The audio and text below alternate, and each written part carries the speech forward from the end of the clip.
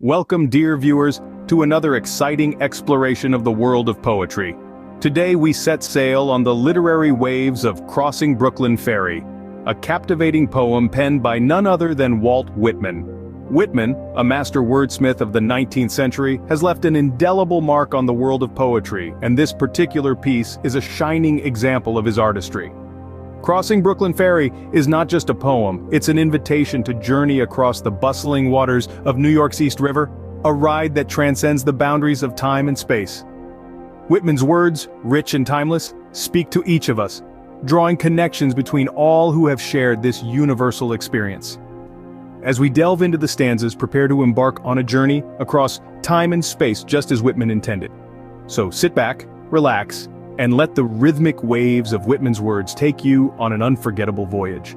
The first stanza of Crossing Brooklyn Ferry sets the stage for the entire poem. The beauty of Walt Whitman's poetry lies in his ability to paint vivid images with words, and this stanza is no exception.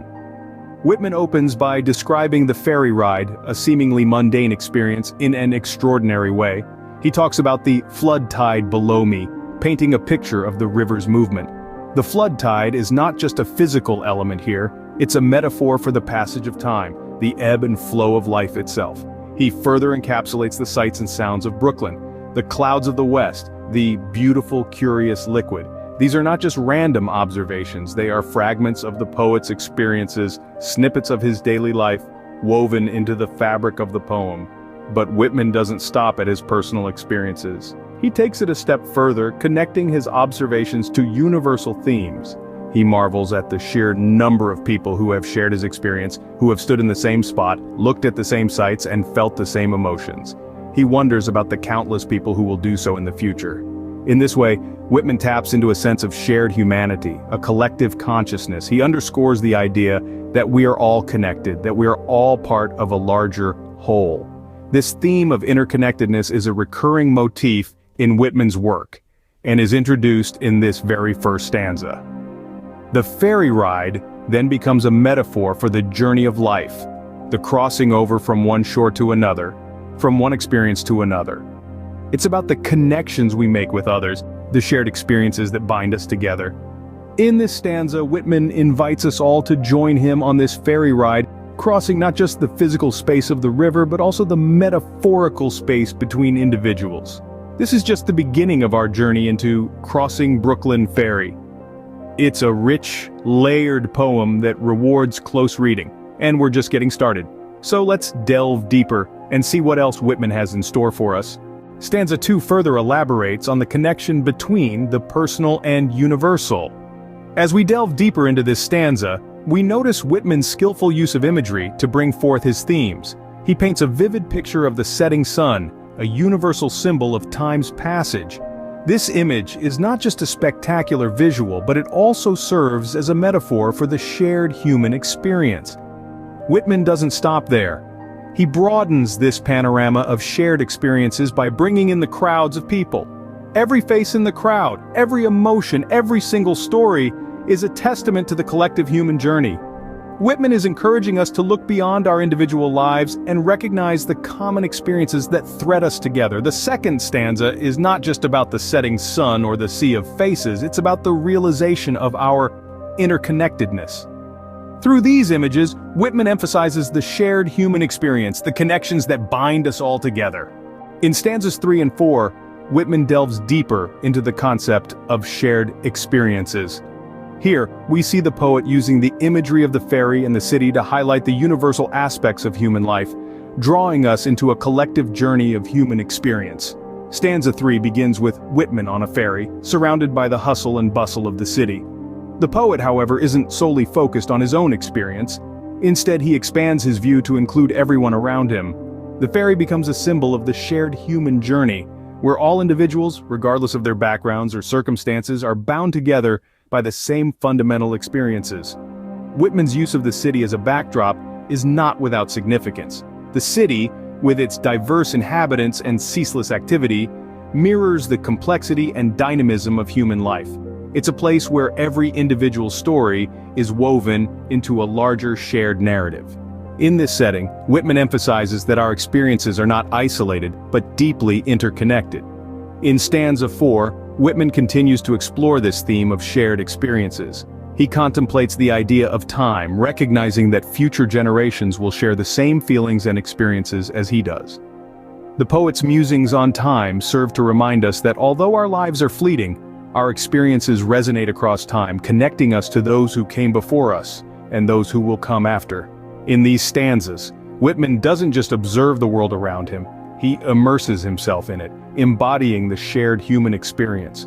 It's as if he's saying, I am you, and you are me. We are all part of this grand human narrative.